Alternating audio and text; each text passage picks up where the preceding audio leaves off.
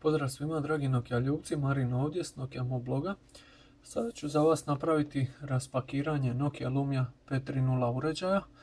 Uređaja koji je predstavljen prije nešto više od 2 mjeseca, vrlo utiho na Nokia Connect blogu.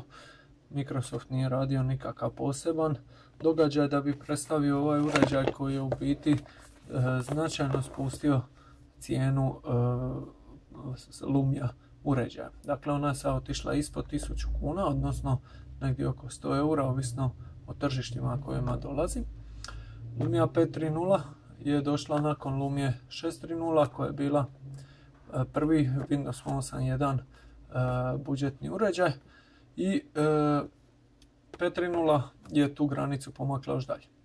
Iako ima ovaj veći broj od 520, u biti je još dodatna degradacija u odnosu na nju i to se ponajprije vidi u kameri koja je sada izgubila mogućnost autofokusiranja i vidjet ćete još nekoliko detalja. Ima slabi procesor, iako je 4S-greni, to je Snapdragon 200, onda je tu još gubitak one tipke kamere i slično. Amo mi na pakiranje, samo jednako je kao i pakiranje Lumije 930, samo što je ona naravno kako je viši uređaj, onda je i samo pakiranje više, međutim vidite da je pristup označavanju uređaja jednak.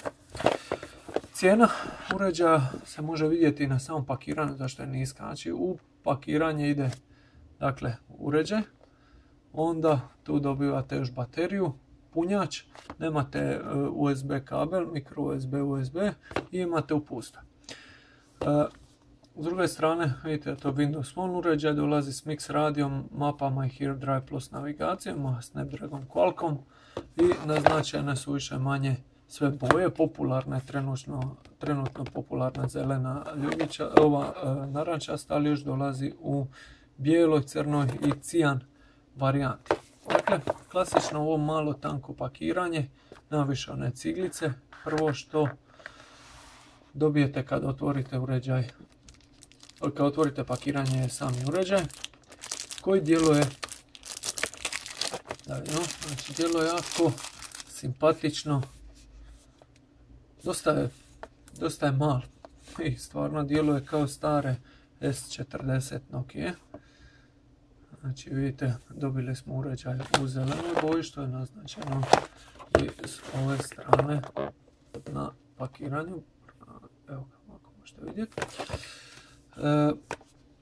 Dakle, ima ovu zaštitnu foliju u obliku ikona.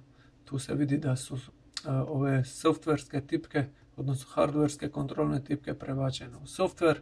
Odmah su naglašene Shazam i Whatsapp. Naravno igre, poruke, slično. Dakle, uređaj bez baterije djeluje, a i djeluje ovako jeftino, jel? Odnosno na prvu ruku, premda je ova prednja strana vrlo slična svim Lumijama, dakle crna sa zaslonom. Ova kućište koje sad plastično ide skroz do ovog ruba, vidite da nema više tipke kamere. Tu je znači stražnji zvučnik, 5 megapikselna kamera fiksnog fokusa, ispod je micro USB i gore 3,5 mm utor za slušalice. Ovo je single sim verzija, otvara se znači jednostavno ovako pritisnete masku tu i onda vam se otvara kućište, tu ide baterija koja je izmjenjiva, sim, microSD kartica do 128 GB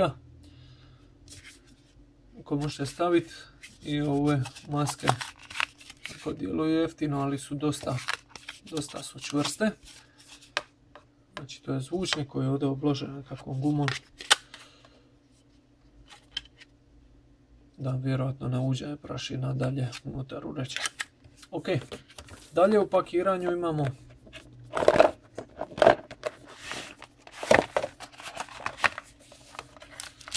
bateriju koja je kapaciteta kao kod Lumije 520, mislim 1430 mAh.